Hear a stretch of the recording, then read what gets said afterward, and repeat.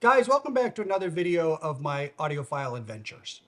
So we're going to go bare bones today. I've been basically flat on my back the last 4 to 5 weeks. I pinched a nerve in my back, still quite painful, but I've been up and around the last couple of days. I got to get back into the groove of things, start doing videos, and I really wanted to get another video out and reach back out to you guys.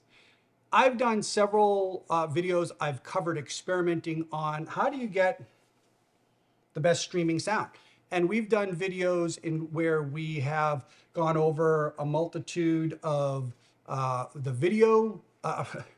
multitude of inexpensive switches in the range of $30 to $99. I talked about how cascading them, a certain brands in a certain order can make even more difference.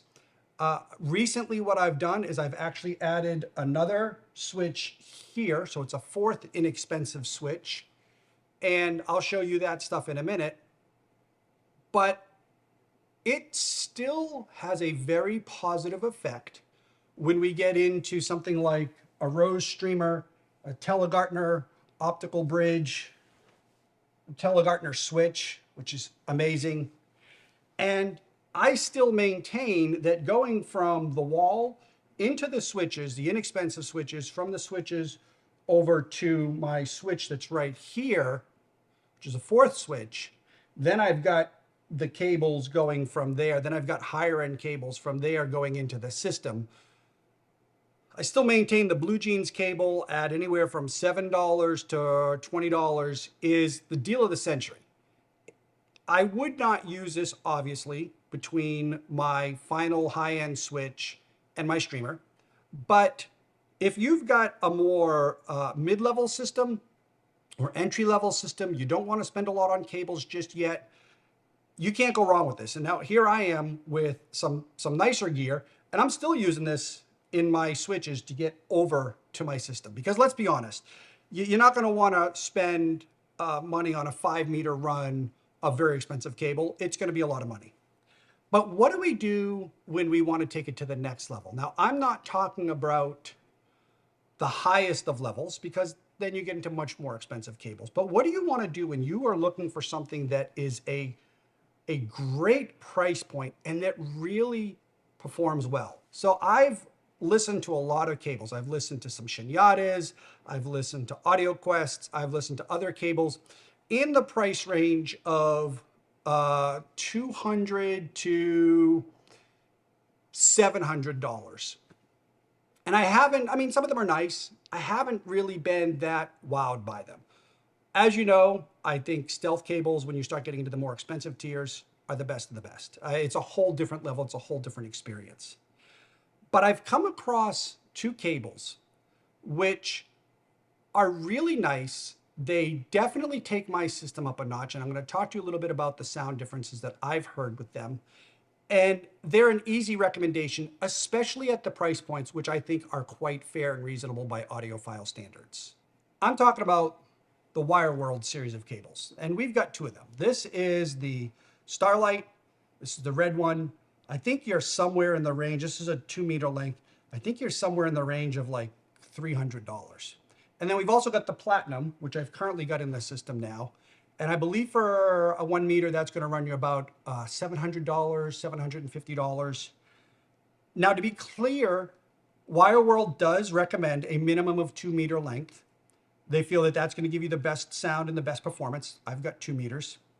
It also works out well for me because what I did is I kept the Blue Jean cables between my 3 switches coming right out of the wall. And again, I'll show you that in a minute. And then what I did is from that cascade of 3 switches over to the 4th switch here. And I use this 4th switch to go from the Telegartner cable, which goes into the Telegartner switch, because I want to keep that the same, to, actually, I'm sorry, that goes into the switch, and then from the Telegartner switch into the Telegartner bridge, from the Telegartner bridge into then the streamer, where I'm using a stealth cable, and then a stealth cable from the streamer into the deck. Yes. And then we've got a Siltec cables, RCAs, running from the Aqua La Scala DAC into the Luxman. So we got a potpourri of cables here. But I switched out the Blue Jeans cable going from the 3 Cascade over to this one where I then have the higher end cable. The first thing I noticed is switching to the Starlight. At first, I thought the sound was a little bit slower. But the more I listened to it, the more I realized that wasn't in fact the case at all. And again, one of my reference songs is Above and Beyond, the live version at the Hollywood Bowl of Liquid Love. But what I realized is that the piano in the beginning, whereas with the Blue Jeans cable, let's say this is the full range of from when they hit the piano note to when the decay and it completely disappears. The Blue Jeans cable was really only resolving of maybe this much. So it was sounding faster because I was only getting this much of the full decay. Whereas the WireWorld was getting the fuller range of the piano. So it wasn't actually slower. I was getting the fuller sound from it. I also noticed that in the middle of the song, when they have 2 different drums playing at the same time, that it was much more, that it was easier to pick out the drums. They sounded faster, they sounded more clear and delineated with the WireWorld than when I was running the Blue Jeans cable. So my honest recommendation is, for the price point of about $300, I think it's $250, $300, if you're looking for that next step up, this is a no-brainer.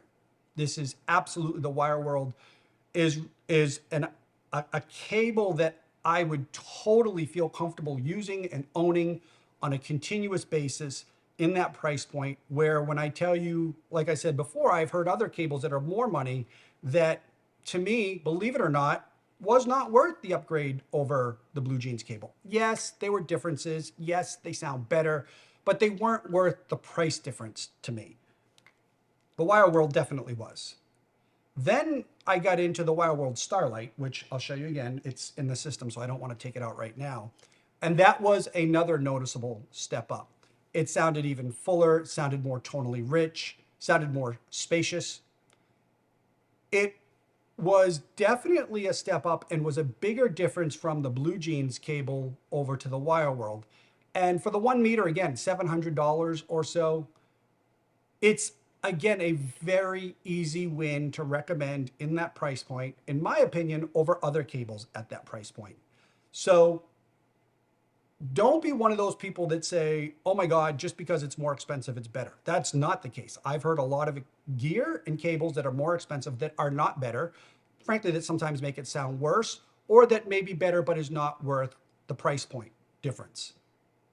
The WireWorld is not such a cable. The WireWorld are cables that I absolutely enjoy, that I'm glad are in my system, that I want to keep in my system, which says a lot, and definitely is a step forward. And I think that you would be very comfortable with that, either the Starlight or the silver, the platinum.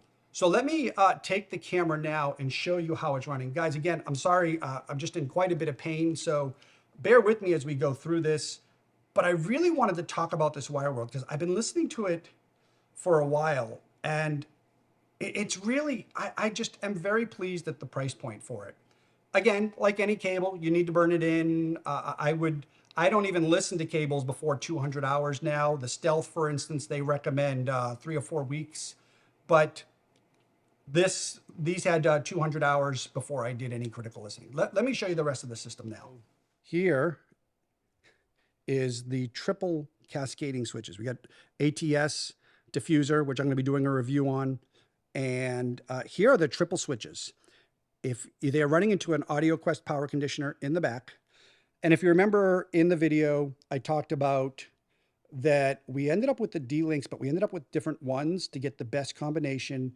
The other ones sounded quite poor. The D-Links at $30, actually I think they were $27, were great. So you can see that I've got the Blue Jeans cables running into them. Then I'm currently running the WireWorld Platinum past the La Scalas into the box, which is not usually on the floor here, but I did it just for demonstration purposes. And this was where the other Blue Jeans cable used to be, but we took that out for testing. I run the WireWorld Platinum into it.